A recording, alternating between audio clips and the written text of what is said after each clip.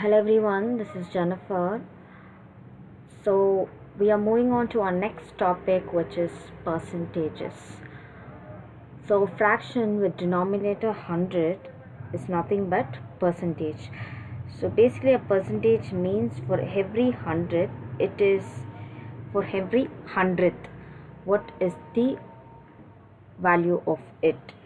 So, it is always denoted by the symbol and it is used as a standard measure in many things. So a percentage can be expressed in different ways. A percentage can be expressed as a decimal or a fraction. For example, 30% is equal to, it can be converted into a fraction, which is 30 by 100. So which is converted into decimal. When you cancel it, you get it as 0.3. So percentage to fraction to decimal, or a fraction can be expressed as a percentage by multiplying 100. So for example, you have 3 by 4. If you need to convert this into a fraction, so 3 by 4 into 100%, what is it to the 100th? So you get 75%. Or 7 by 10, if you want to convert this into percentage, 7 by 10 into 100%, so it is 70%. Or a decimal can be expressed as a percentage by multiplying 100. For example, if they give a decimal and they tell us to convert it into percentages, so 0.75 into 100%, how much of percent you get? 75%. Or 0.32, if you have to convert it into percentage, it will be 0.32 into 100%, which is 32%. So now let us look into our problems. Find 4% of 782. So 782 into 4%, which is 4 by 100, which is equal to 31.28. So it basically, the explanation of this is 782 is for 100%. Now we are supposed to find out 4%. So if you cross multiply, you get 782 into 4 by 100, which is 31.28. So our second question, what percent of 9 is 7? So let x percent of 9 is 7. So 9 is the number. So 7 to what percent does 9 have? So let x percentage of 9 is 7. So x by 100 into 9, which is equal to 7. So x is equal to 7 into 100 divided by 9, which is equal to 77.78%. So here you are finding out the percentage of what it is to that particular number. So now our next question is to find out the base. 1022 is 28% of what number? So let the number be x. Let the unknown number be x. So 28% of x is equal to 1022. So x is equal to 1028 into 100 by 28. Why? Because 28 by 100. So when you bring it to the other side, it becomes 100 by 28. So x is 3650. So our next question, changing a percent to decimal. So changing a percent to decimal, our first question is change 6.5% to decimal. If you have to change it to decimal, it will be 6.5 divided by 100. So it is, when you solve it, you get 0.065 with the decimal point. Changing a decimal to percentage, change 0.36 to a percentage. So 0.362 into 100%, so which is equal to 36.2%. Changing a fraction to a percentage. So they have given a fraction and you're supposed to convert it into percentage. 3 by 7 into 100%. So how much percentage we get? 42.9%. So our next question, there were 216 people at a picnic. This was 8% more than the number expected. How many people were expected? So let the number of expected people be x. Therefore 8% of x plus x is equal to 216. So 8% of expected people plus the expected people is equal to 260, because 8% was more than the expected people. So 8% of x can be written as 8x by 100 plus x is equal to 216. So when you do the LCM, 100 will be the LCM. So 8x plus 100x divided by 100, which is equal to 216. So if you solve it out, you get 108x by 100 is equal to 216. X is equal to 216 into 100 divided by 108. X is equal to 200. Therefore, the number of people expected for the picnic was 200.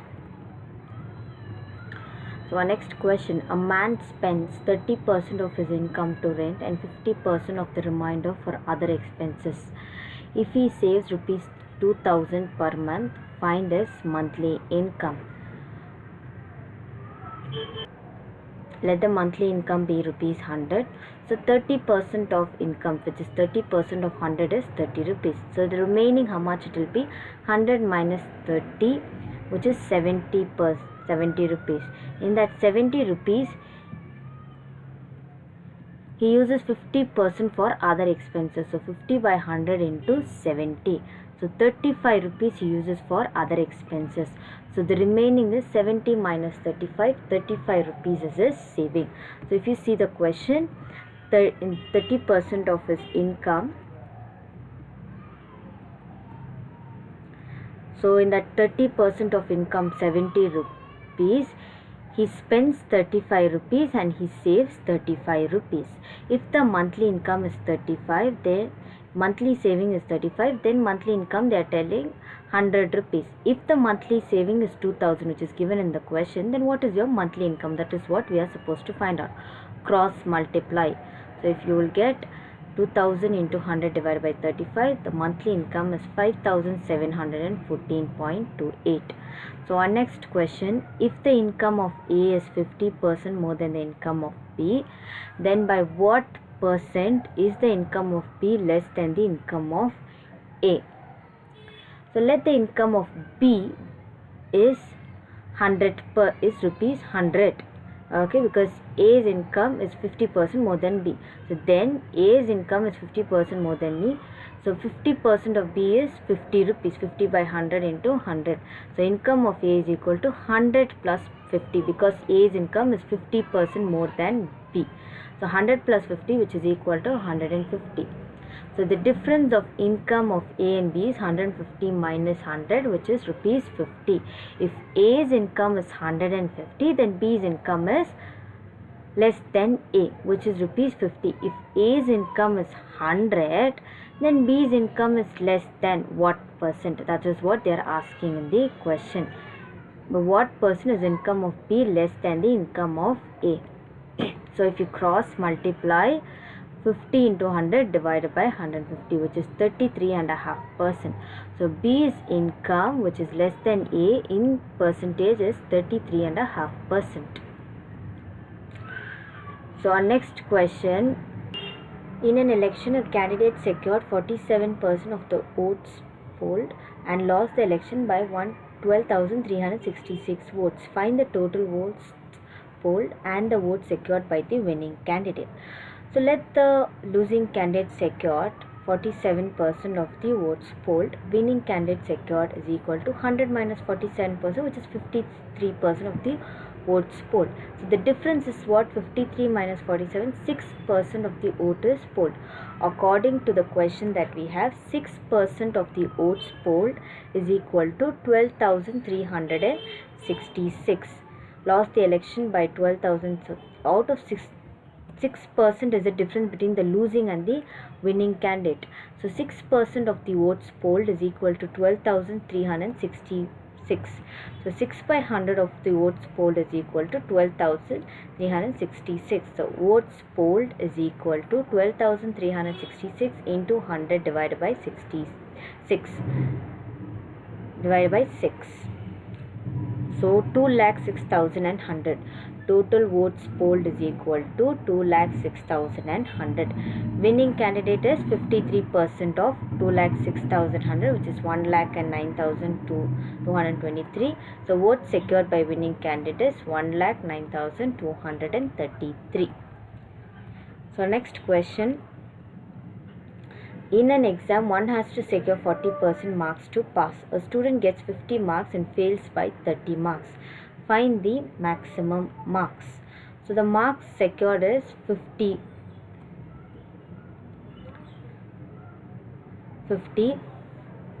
failed by 30 marks. So pass mark is equal to 50 plus 30, which is equal to 80 marks is your passing mark. Also they have given in the question 40% of the marks is to pass. So 40% marks is equal to 80 marks. So 40 by 100 x is equal to 80. X is equal to 100 into 80 divided by 40. So which is equal to 200. So the maximum marks is 200, out of which 80 marks is passing mark. So our next question. In an exam, 70% of students passed in English, 65% passed in Maths, and 25% failed in both the subjects, and 248 passed in both. Find the total number of students who appeared for the exam. So let the number of students be 100. Student passed in English, how much they have given? 70. Student failed in English is 100 minus 70, which is 30, which we get to know by the difference. Student passed in Maths, which they have given in the question, 65. So student failed in Maths is 100 minus 65, which is 35. So student failed in both the subject, which is English and Maths, is 27, which they have given in the question. Therefore, student passed in both is 100 minus 27, which is 63.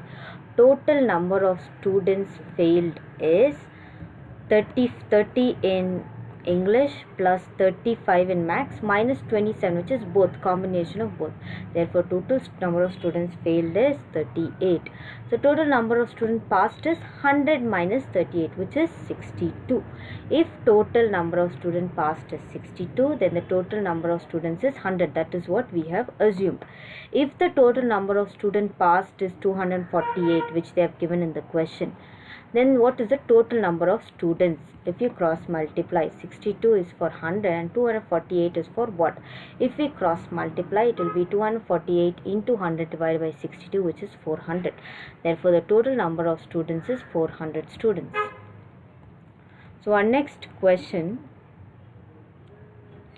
A trader sold 2 motor cars for rupees 9,900 each, getting 10% profit on one and 10% less on the other. 10% less on the other. Find his gain or loss percent on the sale of two cars together. So they have given profit and the loss percentage, which is 10% on one car and the 10% loss on the other car. So case 1, first car, let the cost price be 100. That is what we are assuming. So 10% of profit is 10 by 100 into 100, which is 10 rupees. Therefore, the selling price is 100 plus 10 because it is sold at a profit of 10 rupees. So 110. If selling price is 110, then cost price is 100. If selling price is 9,900, then what is your cost price? Cross multiply. 110 is for 100, and 9,900 is for what? 100 into 9,900 divided by 110, which is equal to 9,000. So our second car, in the second car they are telling it is sold on a loss of 10%. So let the cost price again be 100. So 10% of loss, which is 10 by 100 of 100 is 10 rupees. So selling price equal to 100 minus 10 because it is sold at 10% of loss, which is 90 rupees is your selling price. If selling price 90, then cost price is 100. If selling price 9,900, then what is your cost price? So if we cross multiply, we get the cost price to be 11,000. Total cost price is equal to 9,000 plus 11,000, which is 20,000, and total selling price is equal to 9,900 plus 9,900, which is 19,800. Therefore, loss is equal to 20,000 minus 19,800, which is 200. Okay, so loss percentages, the formula to calculate loss percentages, lost by cost price into 100. So 200 divided by 20,000 into 100, which is 1%. Therefore, loss percentage on sale of 2 cars is 1%. So therefore, the loss percentage is 1% on the car. Thank you everyone.